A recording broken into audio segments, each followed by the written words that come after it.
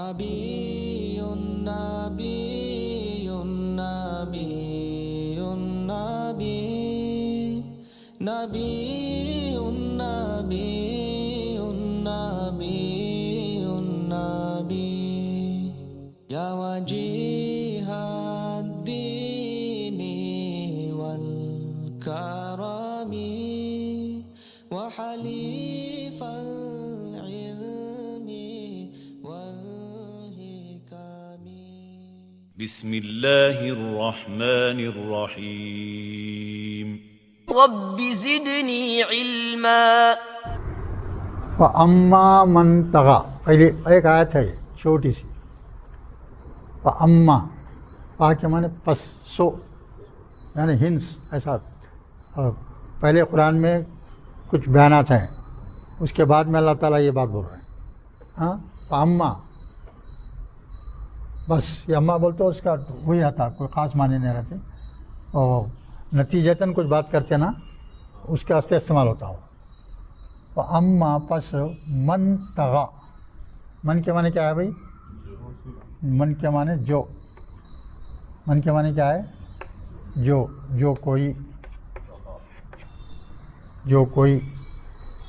طغى کیا ہے؟ وہ زا ہے، غین ہے، یا ہے؟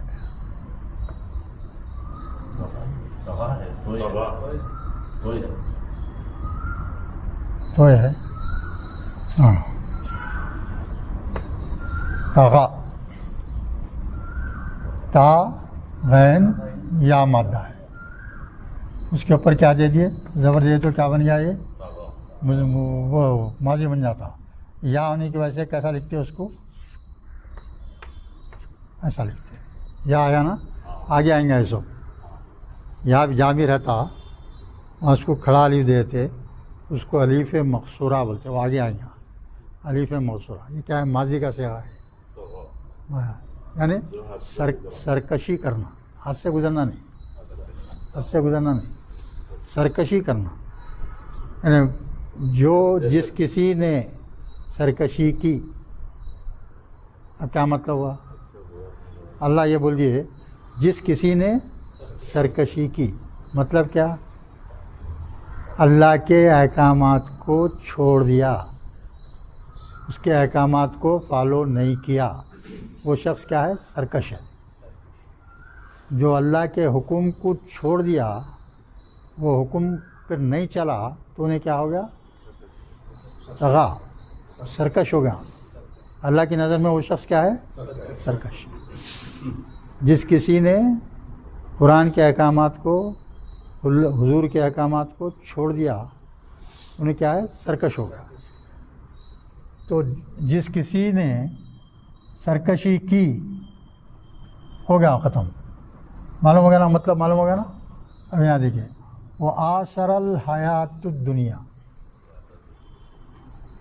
آسرا کو سمجھنا ہے، بول سکتے آپ؟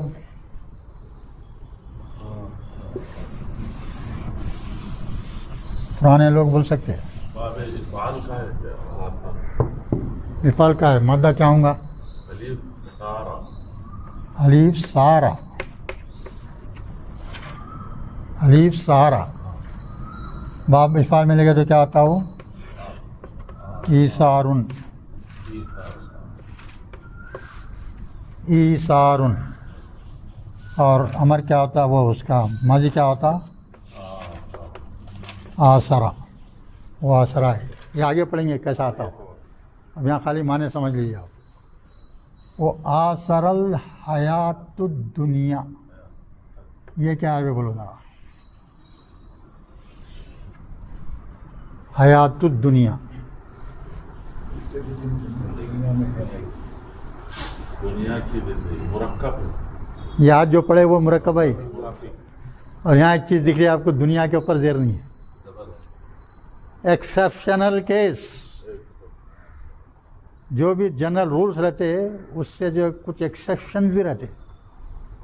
وہ ایکسیپشن کیوں ہے آپ کو بعد میں آئیں گے، ابھی سمجھ نہیں آتا. ابھی تھوڑا علم جاننا ہے، بہت تھوڑا علم لیا ہے. ذرا بڑھیں گا تو معلوم ہوگا. یہاں جو ہے زیر ہونا تھا، زیر نہیں ہے یہاں. دنیا ایسا لفظ ہے خطرناک، اس کے اوپر بہت پریشانی ہوتی ہے، بعد میں بتائیں گے آپ. یہاں کیا ہے؟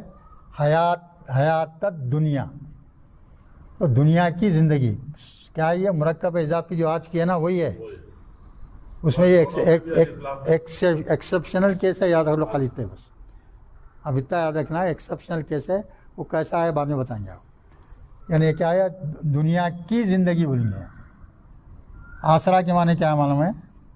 ترجیح دینا.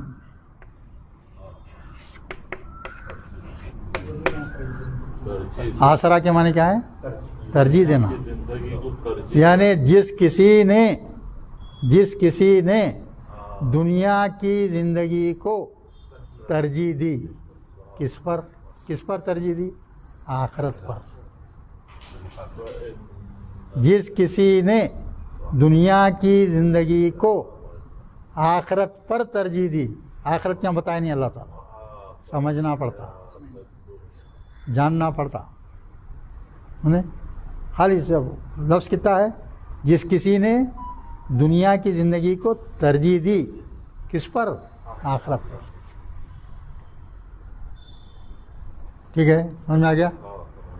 اور ایک فَإِنَّ، تو کیا ہے اس کا؟ یہ دو لوگ جو ہیں، یہ دو لوگ ہیں. ایک اس میں کیا کر رہا انہیں؟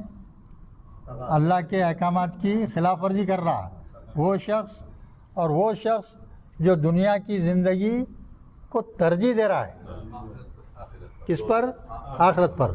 اس کا حشر کیا ہے؟ ان دونوں کے لیے اس کا حشر کیا ہے؟ فَإِنَّ بولتے کیا؟ بے شک. الجحیم بولتے دوزخ.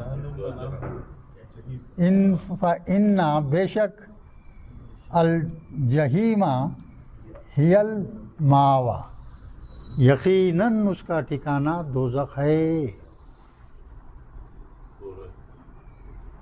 ذرا سوچو بھائی، ذرا غور کرو. ایک زندگی کیا ہے؟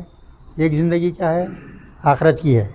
اور وہ زندگی اصل ہے، ہمیشہ کی زندگی ہے. آپ جیسے مر گئے آپ کی ہمیشہ کی زندگی شروع ہو رہی. اور دنیا کی زندگی کتنی ہے؟ 100 سال پکڑ لو. وہ لامتنا ہی ہے، کروڑوں ختم ہونے والی نہیں ہے وہ زندگی، ہمیشہ رہنے والی ہے. تو اس کو ترجیح دینا، اس کو ترجیح دینا. ارے بندے میں تجھے اتنی عقل دے چکا ہوں. اللہ تعالیٰ بولتا ہے میں تجھے اتنی عقل سمجھ دے چکا ہوں، مگر تو سمجھتا نہیں. تو سمجھتا کیوں نہیں؟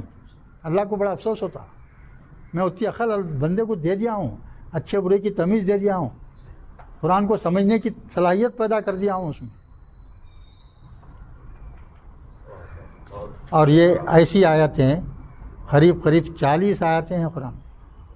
صرف یہ ایک ہی موضوع، جس کسی نے دنیا کی زندگی کو ترجیح دی آخرت پر، اس کا ٹھکانہ دوزخ ہے. ایسے 40 آیتیں ہیں قرآن میں. 40 ٹائمس اللہ تعالیٰ پکار کے بول رہے ہیں یہ چیز، اور پھر بھی ہم بہرے، یہ کان سے سن رہے ہیں، کان سے نکال رہے ہیں. نہ اس کو صحیح سمجھتے، نہ اس پہ یقین کرتے، نہ اس پہ عمل کرتے. تو یہی وجہ ہے آج پوری دنیا میں مسلمان جوتے کھا رہا ہے، جوتے کھا رہا ہے. اللہ کو چھوڑ کے دوسروں پہ بھروسہ، دوسروں پہ جو ہے اس کا وہ ہو گیا. اسی وجہ سے جوتے کھا رہا ہے. یاد رکھ لو، دوسری کوئی وجہ نہیں ہے، کوئی وجہ نہیں ہے دوسری. آج جو دنیا میں جو ذلیل و خوار ہے مسلمان، صرف اس وجہ سے کہ ہم قرآن سے دور ہیں، حضور کی سنت سے دور ہیں. ایک مرتبہ آپ قرآن کو سمجھتے ہوئے پڑھنا سیکھ جائیں گے اور پھر محمد صلی اللہ علیہ وسلم کے طریقوں پر چلنا سیکھ جائیں گے تو اللہ قرآن میں بولتا بھائی. آیت نمبر 55 جا کے دیکھ، نوٹ کر لو. سورہ نور میں کی آیت نمبر 55، اس میں اللہ تعالیٰ شروع کرتے وعد اللہ، اللہ نے وعدہ کیا. کس سے کیا ہے؟ ہاں، وعد اللہ الذین آمنوا منکم، تم میں سے جو کوئی ایمان لائے، وہ عامل الصالحات، اور جو کوئی نیک عمل کرتے رہے. ایمان لا لیے، تو کیا ہو گیا؟ رسول پہ سب پہ کہ کتاب پہ ایمان لا لیے، کتاب کو پڑھنا شروع کر دیے، سمجھ گئے اور محمد صلی اللہ علیہ وسلم کے طریقوں پر چلنا شروع کر دیے. کیا وعد اللہ الذین آمنوا وعملوا الصالحات. اس کے بعد میں بولتے ہیں اللہ تعالیٰ یستخلفن. کسی لفظ کو انتہائی مضبوط طریقے سے بولنا ہے تو آخری میں نون مشدد آتا اور شروع میں لام تاکید آتا. تو وہ لفظ استعمال کرتے ہوئے بول رہے ہیں اللہ تعالیٰ، اس سے مضبوطی کی بات کوئی اور نہیں ہو سکتی. کیا بول رہے ہیں؟ میں تم کو فی الارضی زمین کا بھی اقتدار نصیب کروں گا، جانشین بنا دوں گا جیسے کہ پہلے کیا تھا. اللہ کا ارشاد ہے صاف الفاظ میں. کیا یہ لوگ اپن پڑھتے نہیں نا بھائی؟ اس بات تو غور ہی نہیں کرتے. اور ایک جگہ اللہ تعالیٰ فرماتے ہیں کسے سورہ انعام میں آیت نمبر 17 ہے. 17 کے 2 ٹکڑے ہیں. ایک پہلا ٹکڑا سناؤ. پہلے ٹکڑے میں اللہ تعالیٰ کیا بولتے ہیں؟ یہ تو ہو گیا نا، سمجھ گیا نا؟ پہلے ٹکڑے میں کیا بولتے ہیں سناؤ. پہلے ٹکڑے میں کیا بول رہے ہیں اللہ تعالیٰ وہاں؟ وَإِنْ يَمْسَسْكَ نہیں وَإِنْ يَمْسَسْكَ الَّذِينَ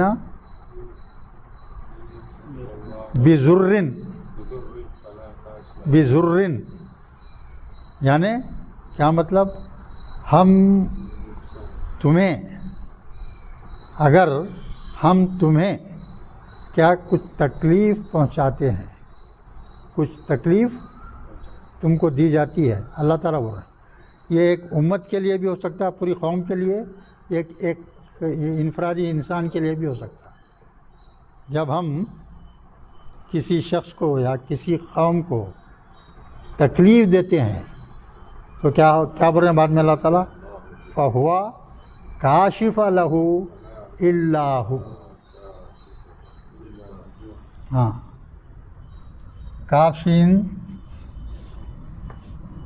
کاف شین فا مادہ ہے. اس میں فاعل کیا بنے گا؟